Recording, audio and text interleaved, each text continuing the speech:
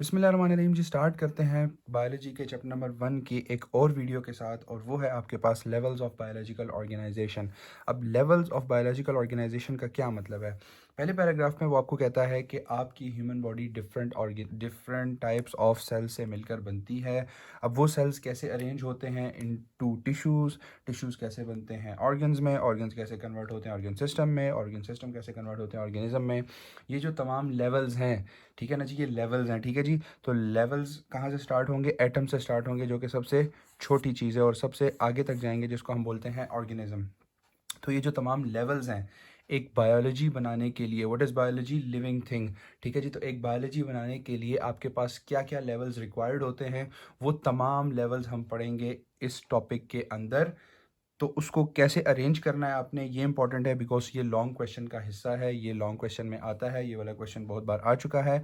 और short question के लिहाज से भी ये क्वेश्चन बहुत इंपॉर्टेंट है, बिकॉज इसमें आपसे वो इंडिविजुअल चीज़ें पूछ सकते हैं कि what is atom, what is molecule, what is organelle, cells, tissues, organs, organ system और ऑर्गेनिज्म, अलग अलग वो आपसे पूछ सकते हैं। तो short question as well as long question दोनों लिहाज से बहुत ज़्यादा इंपॉर्टेंट है।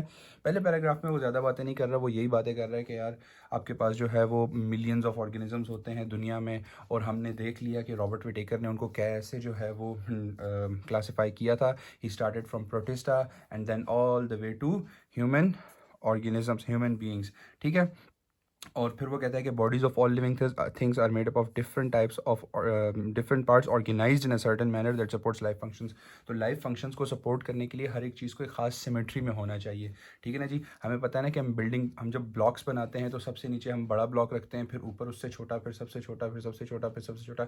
तो ऐसे जाकर हमारे पास एक अच्छी बिल्डिंग और एक प्रॉपर फंक्शनिंग बिल्डिंग हमारे पास तैयार होती है। तो the same goes with the human body as well. आपकी ह्यूमन बॉडी बिल्कुल हैफेजर्ड मैनर में तैयार नहीं हुई, इसको बहुत सिस्टमिकली ऑर्गेनाइज किया गया है, अरेंज किया गया है। वो कैसे अरेंज किया गया है हम स्टार्ट करेंगे, हम एटम से स्टार्ट करेंगे और हम जाएंगे all the way up to organism, ठीक है जी। सबसे पहले हम बात करते हैं जी एटम की। Now what is atom?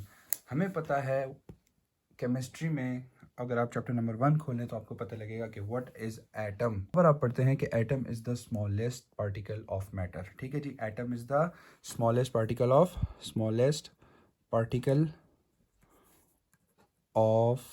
Matter. Atom is the smallest particle of matter. अब ये डेफिनेशन कुछ हद तक ठीक है, लेकिन ये कुछ हद तक गलत भी है, बिकॉज अगर हम एटम को मज़ीद एक्सप्लोर करते हैं तो हमें पता चलता है कि एटम्स में कुछ और चीज़ें भी पाई जाती हैं, और वो है जी सब एटॉमिक पार्टिकल्स। अब ये सब एटॉमिक पार्टिकल्स क्या चीज़ है? मैं बात करता हूँ एक एटम की। ये आपके पास एक एटम है, ये उसका न्यूक्लियस है, and then we have this electrons revolving around.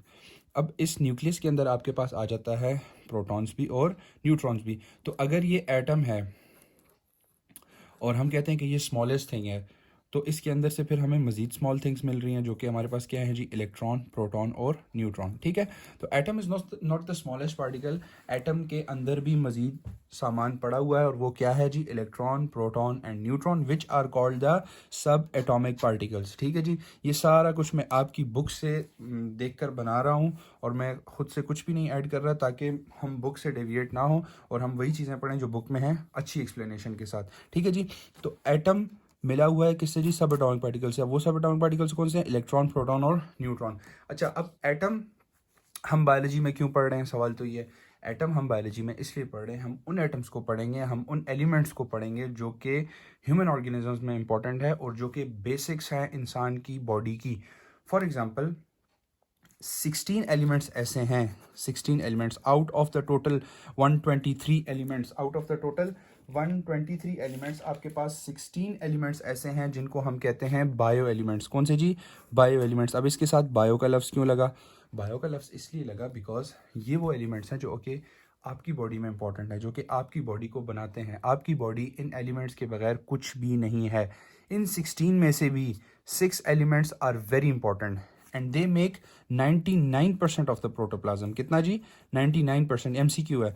6 out of 16 bio elements, 6 are even more important, और उन 6 में that 6 makes up 99% of the human protoplasm. Protoplasm क्या होता है मैं आपको बताता हूँ।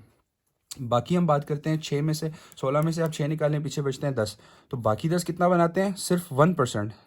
तो 16 बायो एलिमेंट्स आपके पास टोटल हैं, जिनमें से 6 जो हैं वो बहुत ही ज़्यादा इंपॉर्टेंट है, एंड जो बाकी 10 हैं वो भी इंपॉर्टेंट है, ऐसा नहीं है वो इंपॉर्टेंट नहीं है, लेकिन वो बनाते हैं सिर्फ 1%, और ये कितना बनाते हैं जी 99%। अच्छा, प्रोटोप्लाज्म क्या होता है मैं आपको बताता हूँ। ये आपके पास एक सेल है और ये उसका न्यूक्लियस है। याद रखिएगा, जो सेल का मैट्रिक्स होता है उसको हम कहते हैं साइटोप्लाज्म,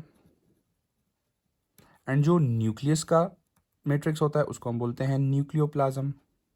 ये प्लाज्म का लफ्ज़ आपने याद रखना है, मैट्रिक्स के लिए यूज़ होता है। मैट्रिक्स कहते हैं जो ग्राउंड सब्सटेंस के अंदर सारा पड़ा होता है, ठीक है, जिसके अंदर ऑर्गेनेलीज वगैरह और ये सब फ्लोट कर रही होती हैं, ठीक है जी। तो the the addition of cytoplasm and nucleoplasm is equal to protoplasm. समझ आ गई जी बात।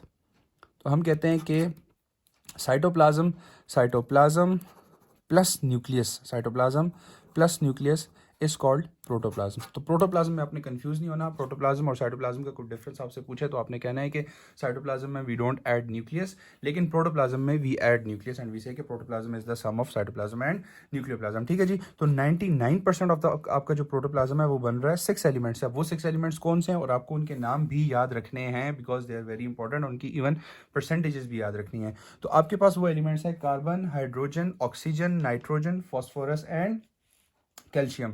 अब इनमें से भी क्वेश्चन आता है कि out of these 6 bio elements सबसे ज्यादा कौन सा प्रेजेंट है। तो सबसे ज्यादा कौन सा प्रेजेंट है वो है ऑक्सीजन। वो कौन सा है जी?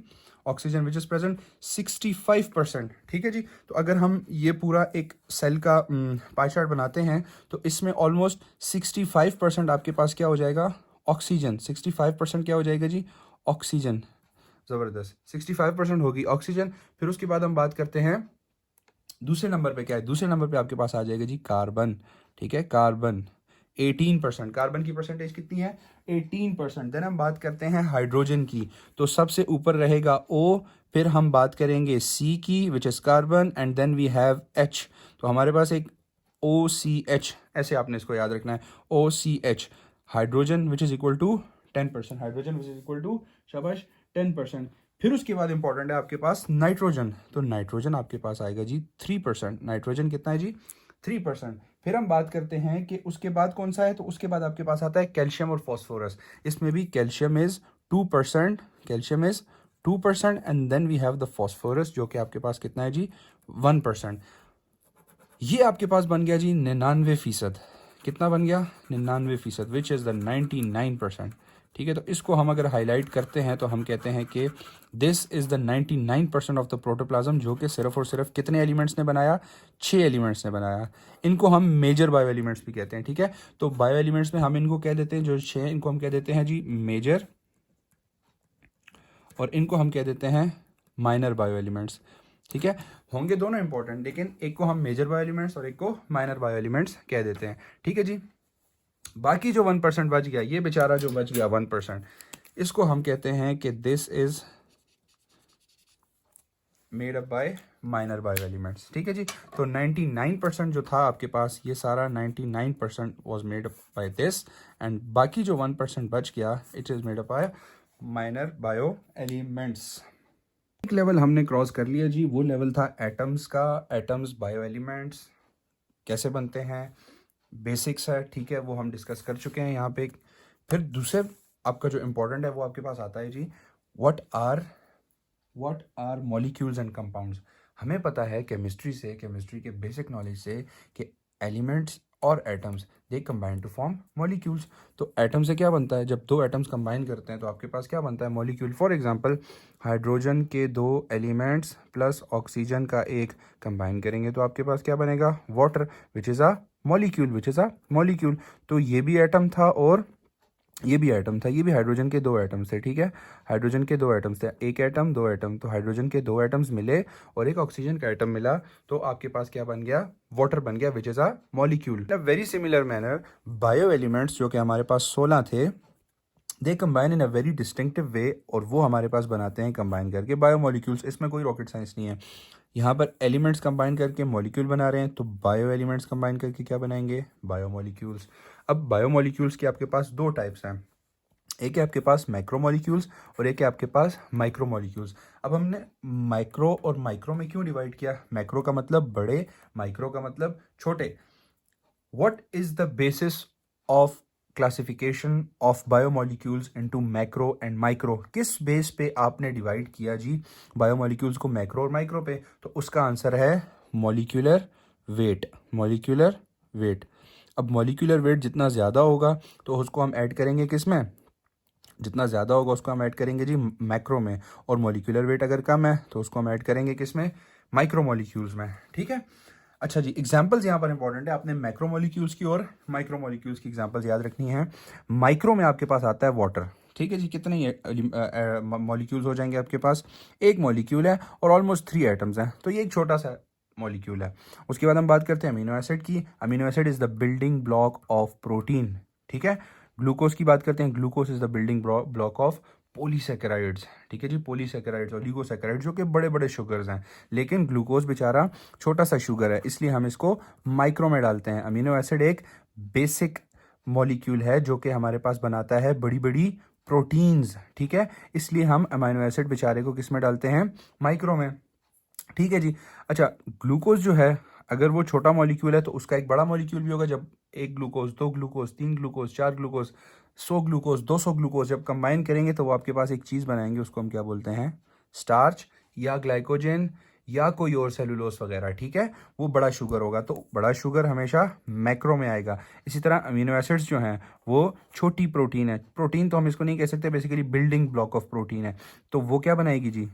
प्रोटीन्स, ठीक है। इसी तरह अगर हम लिपिड्स की बात करें तो यहाँ पर हमारे पास एक और आ जाएगा, उसको हम बोलेंगे जी फैटी एसिड्स। अब मैं आपकी बुक से हटना नहीं चाहता था, लेकिन ये एग्जांपल मेरे जहन में आ गई।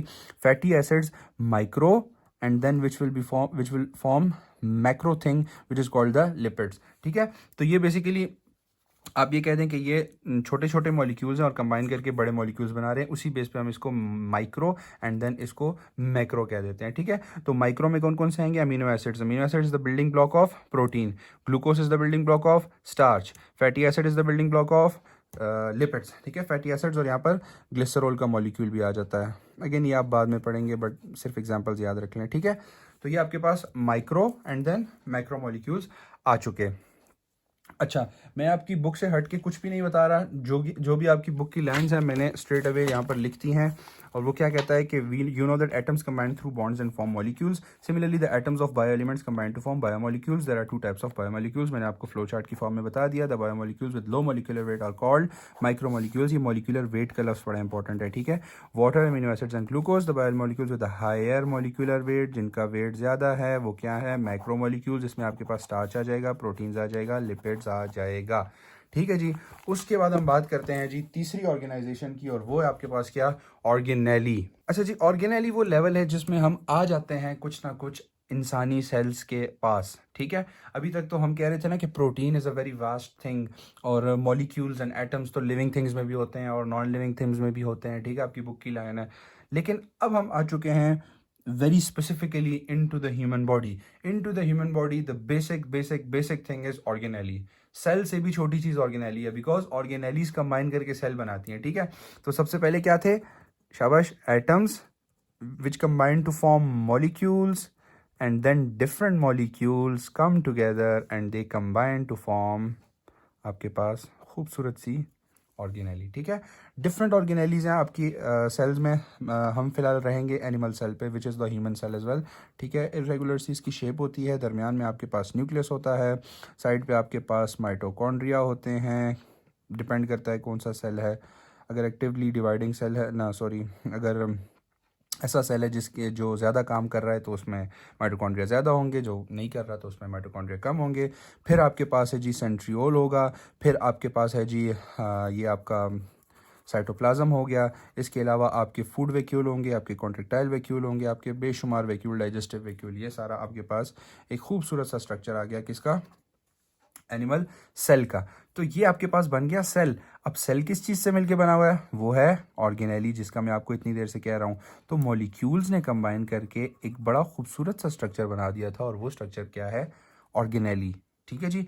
वो क्या है? ऑर्गेनेली। अब ऑर्गेनेली, हर ऑर्गेनेली डिफरेंट काम करती है, हर ऑर्गेनेली डिफरेंट काम करती है। फॉर एग्जाम्पल, न्यूक्लियस को कहा जाता है it is the brain of the cell, ठीक है ना जी। सारी प्रोटीन्स यहीं पे सिंथेसाइज होती हैं। अब प्रोटीन सिंथेसाइज होती हैं राइबोसोम में, लेकिन उनको जो कमांड दे रहा है, जो कोड दे रहा है, वो कहाँ से आ रहा है? न्यूक्लियस से आ रहा है। जो आरएनए वगैरह आ रहा है वो कहाँ से आ रहा है? न्यूक्लियस से आ रहा है, ठीक है। फिर हम बात करते हैं माइटोकॉन्ड्रिया की। माइटोकॉन्ड्रिया क्या चीज़ है? Mitochondria is called the power house of the cell, ठीक है। इसी तरह अगर हम प्लांट सेल की बात करें तो प्लांट सेल में आपके पास क्लोरोप्लास्ट होता है। क्लोरोप्लास्ट भी एक ऑर्गेनेली है, वो आपके पास क्या है जी? फोटोसिंथेसिस में हेल्प कर रही है। तो हर ऑर्गेनेली का एक डिफरेंट काम होता है, जिस काम के लिए उसको बनाया गया होता है। लेकिन कहने का मकसद यहाँ पर ये है कि ये कैसे आती हैं, कैसे बनती हैं? जब आपके पास बायोमोलिक्यूल कंबाइन करता है and then it forms an organelle. अच्छा जी, अब हमारे पास आ गया जी मशहूर ज़माना सेल। तो डिफरेंट ऑर्गेनेलीज मैंने आपको बता दिया, कंबाइन करके एक बड़ी खूबसूरत सी चीज़ बनाती हैं, उसका नाम क्या है? सेल। अब सेल्स में आपके पास एनिमल सेल भी होते हैं, प्लांट सेल भी होते हैं, इसके अलावा बेशुमार टाइप्स हैं सेल्स की, even in the human cells, ठीक है जी। वो न्यूरॉन हो सकता है, वो जो है ना जी आपके पास और कोई बॉडी का सेल हो सकता है, वो किसी भी तरह का सेल हो सकता है। लेकिन कहने का मकसद ये है कि cell will be formed by the collaboration of different organelles. और सेल के बारे में जो मशहूर ज़माना डेफिनेशन है, इंतहाई मशहूर ज़माना, cell is the basic structural and functional unit of life, ठीक है। वो एटम नहीं है, वो ऑर्गेनेली नहीं है, वो आपके पास मॉलिक्यूल्स नहीं है। What is the basic structural and functional unit of life? तो वो आपके पास आपका आंसर आना चाहिए सेल, ठीक है। सेल की तो एक ही डेफिनेशन है, बस वो आपने यूनिवर्सल डेफिनेशन याद रख लेनी है कि cell is the basic structural and functional unit of life. And how does a cell form? It consist of many organelles such as Golgi, mitochondria, lysosome, ये आपकी बुक की लाइन है, which perform different specific functions inside the cell. हर एक का अपना काम होता है और सब मिलजुल कर काम करते हैं, and then they form a complete full fledge cell. ये आपके पास आ गया जी सेल। एग्जांपल्स में आप लिख सकते हैं जी, पेरेन्काइमल सेल लिख सकते हैं, आप लिख सकते हैं न्यूरोनल सेल लिख सकते हैं। ये आपके पास इसकी एग्जांपल आ जाएंगी, मैं यहाँ लिख भी देता हूँ। पेरेन्काइमल सेल ये आ गया आपके पास। इसके अलावा हम लिख सकते हैं एपिडर्मल सेल लिख सकते हैं।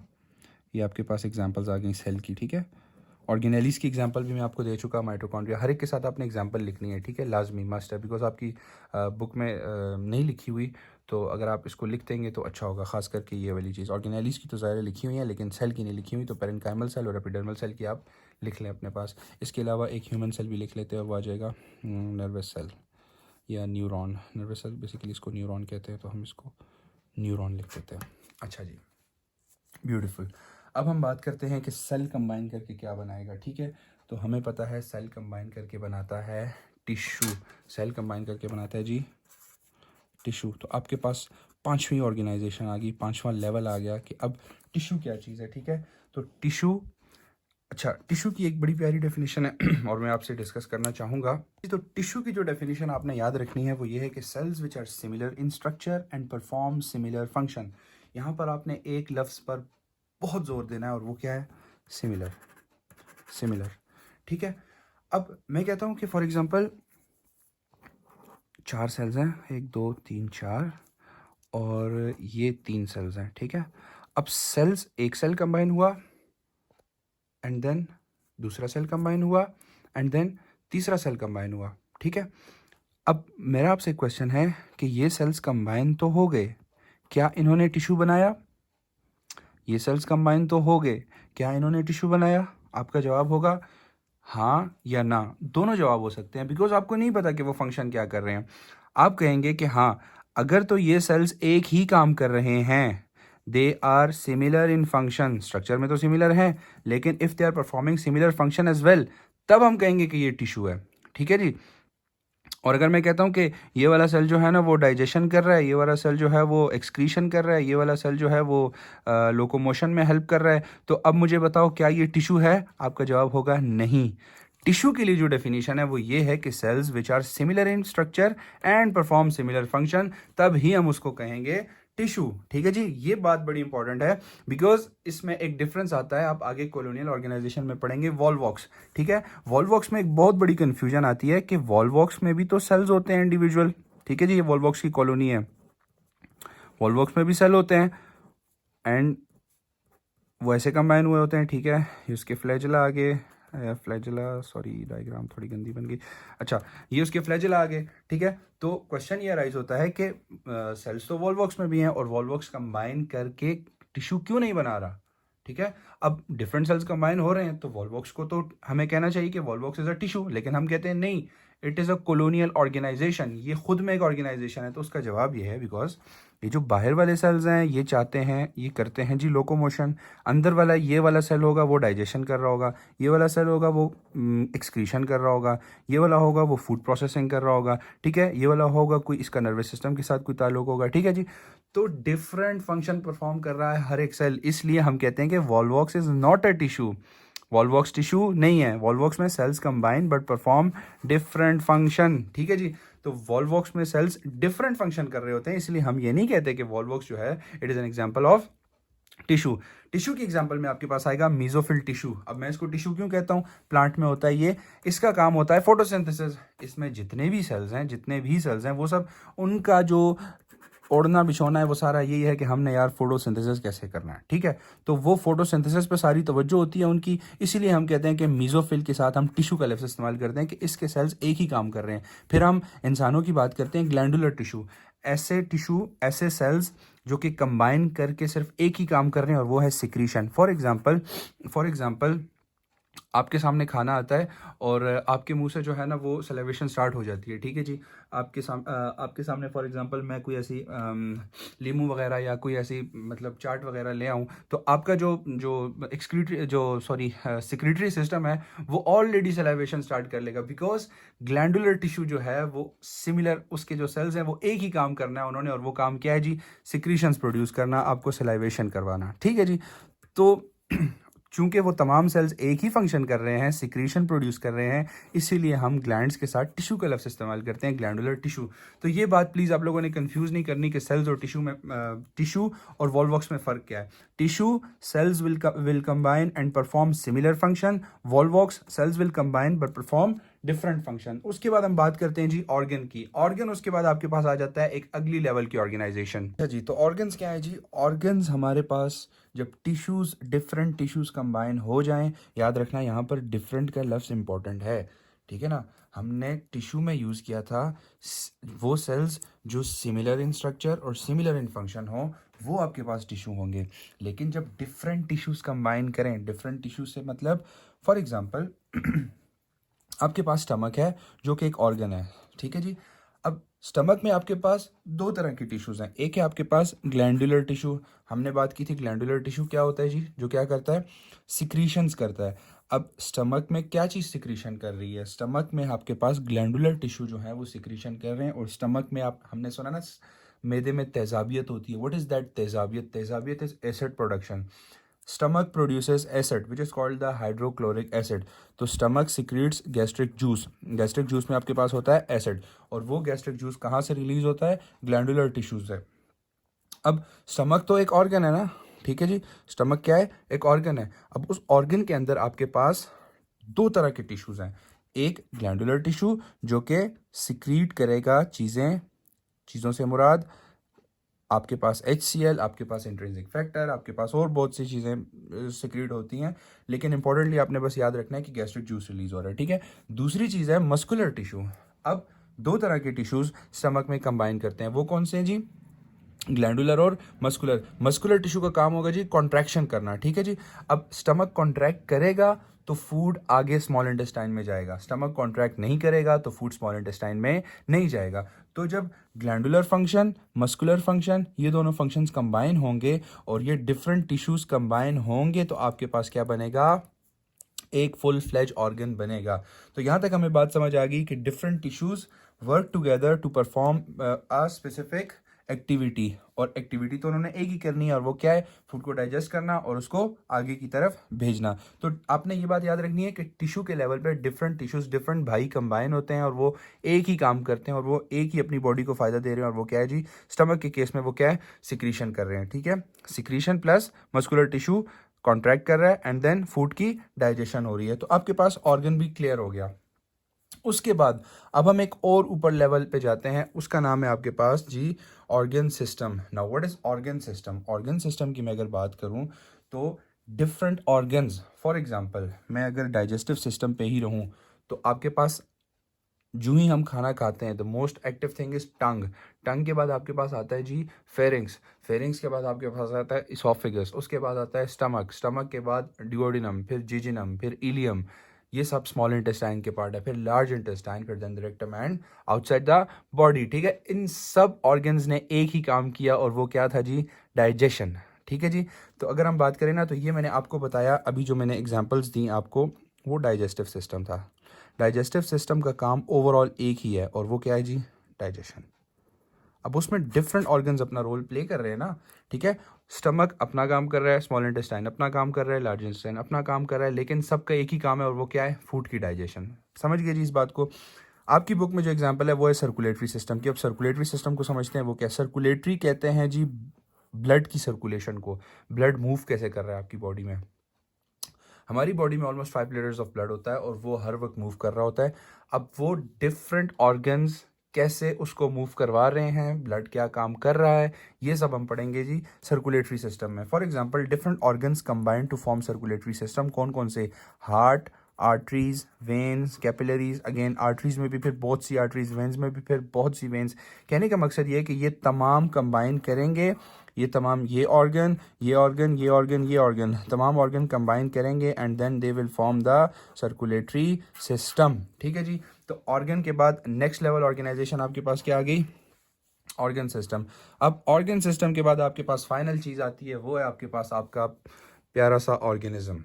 ठीक है जी। तो different organ system, for example circulatory system, for example respiratory system, for example digestive system, ये तमाम सिस्टम्स आपकी बॉडी में कंबाइन करेंगे तो पूरा ऑर्गेनिज्म बनेगा।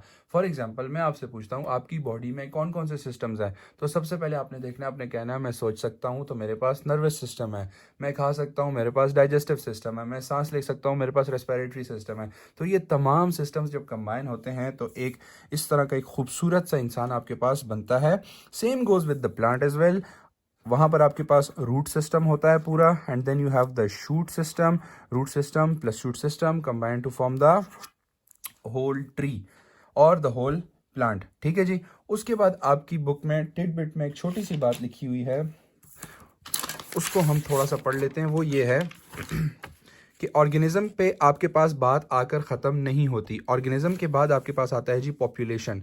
नाउ व्हाट इज़ पॉपुलेशन, इसको हम समझेंगे और इसके साथ मैंने आपके लिए एक एग्जांपल भी इंक्लूड कर दी है ताकि आपको बात समझने में आसानी हो। What is population? हम कहते हैं कि इस फॉर एग्जांपल हम कहते हैं कि एबटाबाद की पॉपुलेशन लेट्स से जितनी भी है 10 लोग हैं। ठीक है, अब वो 10 लोगों में सिर्फ इंसान ही आते हैं। हम चिड़ियों की बात नहीं कर रहे, हम जो है वो किसी और जानवरों की बात नहीं कर रहे। हम कहते हैं कि group of similar individuals in an area. ठीक है जी, सिमिलर इंडिविजुअल्स, एक जैसे बंदे। एक जैसे बंदे से मुराद ह्यूमन ऑर्गेनिजम्स बस। इसमें हम बिल्लियों को ऐड नहीं करेंगे, इसमें हम बकरियों को ऐड नहीं करेंगे, इसमें हम गाय वगैरह को ऐड नहीं करेंगे। हम सिर्फ कहते हैं कि group of similar individuals.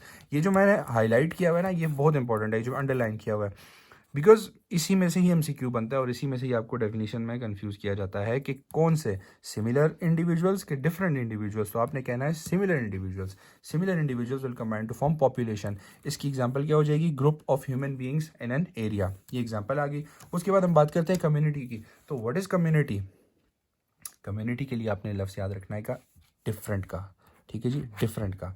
Different organisms of 2 और मोर पॉपुलेशन। फॉर एग्जाम्पल मैं अगर कहता हूँ कि what is desert community, what is a desert community, तो मैं कहता हूँ डेजर्ट कम्युनिटी में आपके पास लिजर्ड्स भी होंगी। आपके पास अब लिजर्ड्स जो है वो खुद में एक आपकी ऑर्गेनिज्म है। ठीक है, स्नेक जो है वो खुद में एक ऑर्गेनिज्म है, बर्ड्स जो हैं वो खुद में एक ऑर्गेनिज्म है। ये सब जब कंबाइन होंगे तो आपके पास एक कम्युनिटी बनेगी। उस कम्युनिटी को हम क्या कहते हैं जी?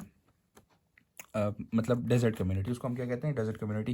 कहने का मकसद ये है कि different populations will combine to form community. Population में मैंने क्या कहा था आपसे? Same organism, same individual will combine to form population and different population will combine to form community. Community के बाद एक और स्टेज आता है, उसको हम कहते हैं इकोसिस्टम। याद रखना, community plus the non living things will contribute to the ecosystem. For example aquatic ecosystem. मैंने आपको बोला था एक्वा का लफ्ज़ जहाँ भी आए आपने अपने जहन में एक ही लफ्ज़ लाना है और वो क्या है जी? वाटर। वो क्या है? वाटर। ठीक है, तो एक्वेटिक इकोसिस्टम की अगर मैं बात करूं तो सबसे इंपॉर्टेंट नॉन लिविंग थिंग जो वो होगी वो तो ऑफ कोर्स वहाँ पे वाटर है, ठीक है। इसके अलावा उसमें पोल्यूटेंट्स भी होंगे, डर्ट भी होगी, वो सब इंक्लूडेड है, ठीक है। इकोसिस्टम में सब कुछ इंक्लूडेड है, including the fish, including the reptiles, sea horse, सब कुछ आप डाल लें इसमें, ठीक है। प्लस वाटर साथ डालना है because non living thing is a part of ecosystem. अब जब डिफरेंट इकोसिस्टम्स कंबाइन करते हैं तो वो आपके पास बना देते हैं जी बायोस्फीयर। वो आपके पास क्या बना देते हैं? Biosphere. Now what is biosphere? Biosphere is a combination of three things. Biosphere is a combination of atmosphere, which is the study of, which is the study, nahi, sorry, which includes air, hydrosphere, which includes water, and then you have the lithosphere, which includes the land.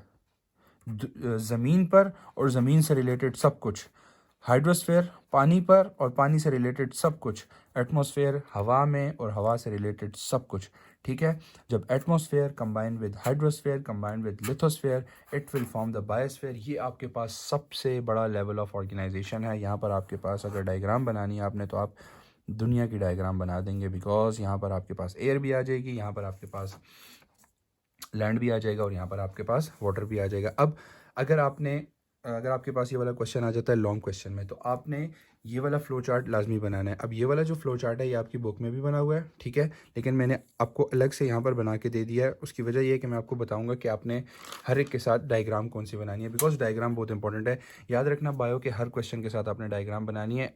अगर एक short question में diagram आती है तो उसको बहुत अच्छे से बनाना है, लेकिन अगर लॉन्ग क्वेश्चन में डायग्राम आती है और आपको पता है कि मल्टीपल डायग्राम्स हैं, तो आप हर डायग्राम को छोटा छोटा करके लाइक इतना टाइम उस पर आप वेस्ट ना करें और थोड़ा थोड़ा करके बनाएं। कैसे, मैं आपको बताता हूँ। फॉर एग्जांपल, आपने ये फ्लो चार्ट बना लिया, ठीक है, atom, molecule, organelle, cell, tissue, organ system, organism, population, community, ecosystem और बायोस्फीयर। इसके साथ आपने बस एक आपका मेरे ख्याल से 2 मिनट से ज़्यादा नहीं लगेंगे, ठीक है।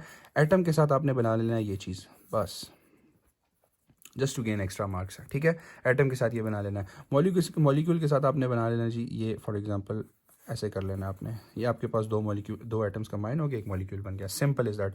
ऑर्गेनेली के साथ आप जो है ना आप माइटोकॉन्ड्रिया बना लें, ये देखिए जी, ये आपके पास ऑर्गेनेली भी आ गया। अगेन इस पे ज़्यादा मेहनत करने की ज़रूरत नहीं है क्योंकि ये आपके पास लॉन्ग क्वेश्चन में आता है और आप हर एक डायग्राम को अच्छे से नहीं बना सकते और फ़ायदा भी नहीं है। आप अगर कम डायग्राम्स बनाएंगे और ज़्यादा बनाएंगे ये आपको ज़्यादा फ़ायदा देगा। सेल में अगेन आप 600 बार में बना चुका हूँ, ये आप न्यूक्लियस बनाएं, साथ आप ये बना दें, राइबोसोम्स बना दें, आपका सेल कंप्लीट, कोई आपसे नहीं पूछेगा। टिश्यू में आपने क्या करना है जी, टिश्यू में आप कोई भी, फॉर एग्जांपल आपकी बुक में बोन का टिश्यू बना हुआ है, ठीक है, वो थोड़ा सा कॉम्प्लेक्स है तो आपने ऐसे ऐसे करना है, ये डिफरेंट सेल्स कंबाइन हो गए और ये ऐसे बस ठीक है ना, ऐसे गंदा मंदा सा आपने बना लेना है। ये आपके पास आ गया टिश्यू, ठीक है, और आपने इसके अंदर क्या देना है कि हर एक जो है वो क्या है सेल है। उसके बाद ऑर्गन में आप कुछ भी बना सकते हैं, ठीक है। आप ये देखें, आप स्टमक बना सकते हैं, ये ऑर्गन है। इसके अलावा आप बना सकते हैं, फॉर एग्जांपल आप बोन बना सकते हैं, ठीक है, कुछ भी बना दें, ठीक है, डजेंट मैटर। ऑर्गन बना दिए, लेकिन बनाना ज़रूर है। उसके बाद ऑर्गन सिस्टम में आप जो है ना वो, मैं आपको बोलूँ कि आप ट्रेकिया बनाएं, ठीक है। उसके बाद आप जो है ना वो आप यहाँ लंग्स बना सकते हैं। ये आपके पास रेस्पिरेटरी सिस्टम तैयार, ठीक है जी, इन लेस दैन 0.5 सेकेंड, ठीक है। आपके पास ये ट्रेकिया आ गया और ये लंग्स आ गए, तो 2 ऑर्गन्स कंबाइन हो गए तो ऑफकोर्स सिस्टम बन गया। ऑर्गेनिज्म में आप कुछ भी ना करें, आप सिर्फ ये बना दें, ऑर्गेनिज्म बन गया। पॉपुलेशन में आप इस तरह के 2 बना दें, ये आपके पास पॉपुलेशन आ गई। कम्युनिटी में आप क्या करें जी, ये बना दें, साथ आप एक क्या बना दें जी, एक दरख्त बना दें और साथ आप एक पॉन्ड बना दें वाटर का, ठीक है। ये आपके पास कम्युनिटी आ गई। इकोसिस्टम में आपने क्या करना है जी, तो इकोसिस्टम के पास आपकी जो डायग्राम है उसमें आप जो बना सकते हैं बना दें। फॉर एग्जांपल इकोसिस्टम में मैं कहता हूँ कि मुझे बनाना है एक्वाटिक इकोसिस्टम है, तो आप ऐसे करें कि ये पानी वाली जगह बना दें, बीच में आप एक मछली वगैरह बना दें और कोई सी हॉर्स बना दें, कोई प्लांट बना दें, तो आपने इसको कह देना है जी एक्वाटिक इकोसिस्टम, ठीक है। उसके बाद बायोस्फीयर, बहुत आसान डायग्राम है, आपने एक गोल सर्कल बनाना है, ठीक है। उसमें आपने ज़्यादा जो है वो एरिया ऐसे ऐसे करना है, ठीक है, और किसी एक एरिया को शेड कर दें। ये आपके पास बन गई अर्थ में आपके पास जो है वो लिथोस्फीयर भी आएगी, हाइड्रोस्फीयर भी आएगी, एंड देन आपके पास जो है वो पूरी बायोस्फीयर कंप्लीट। तो ये आपका लॉन्ग क्वेश्चन मैंने पूरा का पूरा कंप्लीट करवा दिया। अब हम बुक से देखते हैं कि हमने कोई चीज़ मिस तो नहीं की और कोई एग्जाम इंपॉर्टेंट आपके पास इंफॉर्मेशन तो नहीं है। अच्छा जी, यहाँ से हमने स्टार्ट किया था। यहाँ पर ये क्या कहते हैं, the most complex of all matter of 16 मैंने आपको बता दिया, ठीक है। उसके बाद वो ये वाली बात करता है, वो ये वाली बात इंपॉर्टेंट है। ये क्या कहता है कि जो आपकी ब्लड वेसल्स के अंदर ना, जो आपकी ब्लड वेसल्स होती है उसमें ख़ास प्रेशर होता है। वो प्रेशर जब हद से ज़्यादा हो जाए तो उसको हम हाइपरटेंशन कहते हैं, और अगर वो कम हो जाए तो उसको हम हाइपोटेंशन कहते हैं। नॉर्मल ब्लड प्रेशर कितना होता है जी? 120/80। अगर वो 120 से ज़्यादा होता है तो हम कहते हैं कि बंदा हाइपरटेंसिव है, और अगर वो उससे कम होता है तो हम कहते हैं कि वो हाइपोटेंसिव है। ठीक है। अब ब्लड प्रेशर जो होता है वो आपकी डिफरेंट ऑर्गन्स पे असर डालता है। किन किन ऑर्गन्स पे असर डालता है जी? आपकी हार्ट पे, ब्रेन पे, किडनी पे, आइज़ पे, इन तमाम पे असर होता है जी आर्टीरियल ब्लड वेसल्स का, आर्टीरियल ब्लड वेसल्स के हाइपरटेंशन का या हाइपोटेंशन का। ठीक है। फिर उसके बाद वो दूसरी बात कहता है कि यार चूँकि टेक्नोलॉजी अब बहुत ज़्यादा हो गई है, तो हम अगर कोई ऑर्गन ऐसे ख़राब हो जाता है तो हम उसको ट्रांसप्लांट कर देते हैं। और सबसे ज़्यादा ट्रांसप्लांटेड ऑर्गन कौन सा है? Kidney. Kidneys are the most commonly transplanted organisms, followed by the liver and then the heart. तो इसको आप ऐसे याद रख लें, किडनी सबसे ज़्यादा, उसके बाद लिवर, और फिर उसके बाद जो है वो क्या है जी? आपका दिल, हार्ट। ठीक है। ये याद रख लें, एमसीक्यू में आ सकता है कि which of the following is the most commonly transplanted organ, तो आपने याद रखना है दिस बिग बॉय, किडनी। ठीक है। उसके बाद सम टिश्यूज़ कैन ऑल्सो भी ट्रांसप्लांट। ठीक है जी। उसके बाद ये चीज़ मैंने आपको सारी बता दी, ये भी सारा बता दिया, ये भी हो गया, ये भी हो गया। ये मैंने आपको सारा जो है वो एग्जांपल्स के साथ फ्लो चार्ट में एक्सप्लेन करा दिया। And list 5 tissues, organs and systems of body. मेरे ख्याल से अब ये क्वेश्चन मुश्किल नहीं रहा हमारे लिए। फिर उसके बाद आपके पास ये एक मुश्किल सी डायग्राम आती है। इस मुश्किल सी डायग्राम को मैंने आपको बता दिया कि आपने कैसे बनाना है यहाँ पर। ठीक है। आप चाहें तो आप इसका स्क्रीनशॉट भी ले सकते हैं। ठीक है। ये ऐसे, ठीक है। स्क्रीनशॉट भी ले सकते हैं या इसको खुद भी बना सकते हैं। ठीक है। और उसके बाद हम ये वाली एग्जांपल जल्दी से कर लेते हैं। What is heart? तो हमें पता है हार्ट एक ऑर्गन है, तो ऑर्गन में आ जाएगा। What is C6H12O6? हमें पता है ये ग्लूकोज का मॉलिक्यूल है। ठीक है ना, डिफरेंट एटम्स कंबाइन हुआ है। What is parenchyma? ये मैंने आपको लेक्चर के दौरान भी बताया था, इट इज़ अ टिश्यू। फिर हम ब्लड की बात करें तो ब्लड इज़ टिश्यू, ये बात याद रखनी है आपने। ठीक है। ब्लड टिश्यू है because blood is made up of different types of cells. For example white blood cells, RBCs, इसी तरह न्यूट्रोफिल्स, ल्यूकोसाइड्स, काफ़ी सेल्स कंबाइन करके आपके पास जो है ना, जिनका एक ही काम होता है, वो क्या होता है? ब्लड। ठीक है। उसके बाद हम बात करते हैं जी ऑर्गेनेली, तो सॉरी माइटोकॉन्ड्रिया। माइटोकॉन्ड्रिया क्या है? ऑर्गेनेली है। ये मैंने आपको यहाँ पर भी बताया था जब हमने इसकी डायग्राम बनाई थी यहाँ पर। ठीक है जी, यहाँ पर। उसके बाद हम बात करते हैं न्यूरॉन की। तो न्यूरॉन का मैंने आपको बताया था कि न्यूरॉन क्या है? नर्वस सिस्टम का सेल है। उसके बाद इस चैप्टर की बस एक और वीडियो बनानी रह जाती है, और वो है आपके पास सेलुलर ऑर्गेनाइजेशन पे। ये मैं ऑलरेडी आपको 5 किंगडम सिस्टम के साथ काफ़ी अच्छे से एक्सप्लेन कर चुका हूँ, लेकिन इस पर 4-5 मिनट की वीडियो अलग से भी बना लेंगे। वीडियो अच्छी लगी हो तो आपने सब्सक्राइब करना और बेल आइकन को क्लिक करना है, ताकि आपके पास मज़ीद भी अच्छी अच्छी वीडियोज़ जल्द अज जल्द पहुँच सकें।